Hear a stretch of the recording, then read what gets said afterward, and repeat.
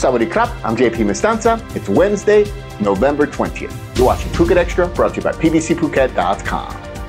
There's only one public incinerator on the island, but it needs maintenance, so officials are shutting it down for 1 month just as high season kicks into gear, with at least 42,000 tons of trash set to be redirected to the recently opened sites at the Sapan Hin landfill.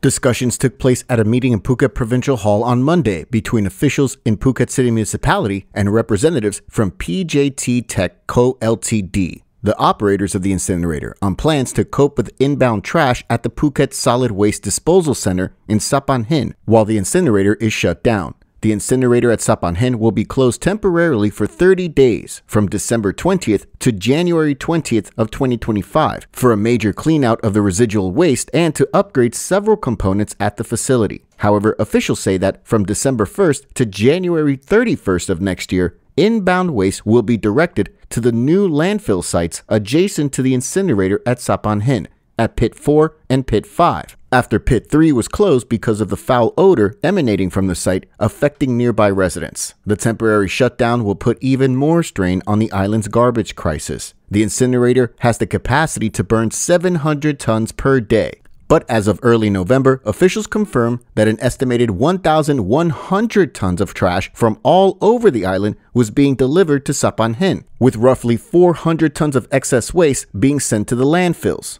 As of last week, however, that total number has now grown to 1,400 tons of trash per day, increasing the burden on the landfill and the incinerator's capacity to cope with the volume of garbage. And this is only the beginning, with more tourists arriving for high season. A new incinerator is set to be built at Sapan Hin with the capacity to burn no less than 500 tons of solid waste per day, while producing 9.9 megawatts of electrical power to be sold back to the local power grid. However, construction on this new incinerator is not expected to be done for another 2 years at least. For more, visit thephuket.news.com.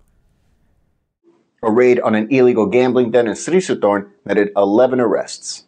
The raids took place at a worker's residence in the Move 4 area of Srisoonthorn on Tuesday evening, following an anonymous tip received by police. 11 people were arrested, whose ages range from 43 to 67 years old, all Thai nationals, a mix of men and women. Police say that evidence showed they were playing on a high-low betting board. All 11 are now facing charges of collaborating with others to gamble and betting on property without permission. One of them faces an additional charge for organizing the illegal gambling activity. For more, visit thephuket.news.com. 7 dugongs were sighted off the east coast of Phuket's Cape Panwa area, with another one seen off Paklok, as marine biologists continue their efforts to research and protect the marine mammals. The marine biologists from the Upper Andaman Marine and Coastal Resources Research Center, joined by a volunteer drone pilot, scoured the Aotangkan area on Tuesday and discovered the 7 dugongs off Phuket's coast. The team conducted health checks on the animals, observing their swimming and grass-eating behaviors. 6 of the dugongs were in good health, though 1 showed signs of poor health. The search for dugongs in the Aotangkan area followed marine officials conducting a sweep of Ao Paklok on Monday, when they confirmed the sighting of 1 other dugong and 3 sea turtles.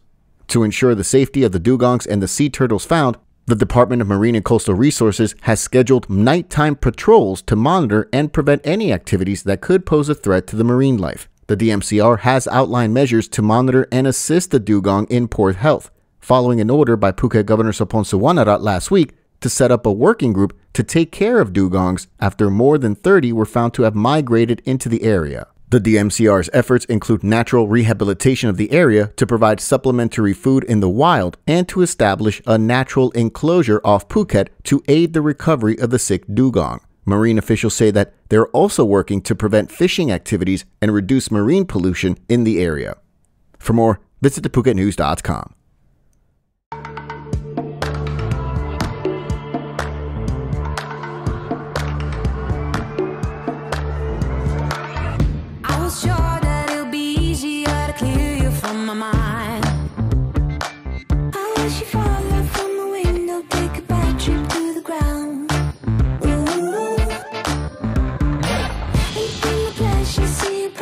Just before you break a bone.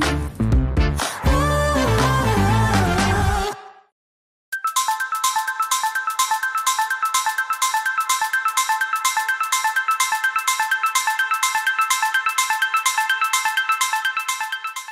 Phuket has been chosen as the test province for the new cell broadcast mobile emergency warning system, set to be rolled out nationwide next year, and this week saw a successful trial run for the new system.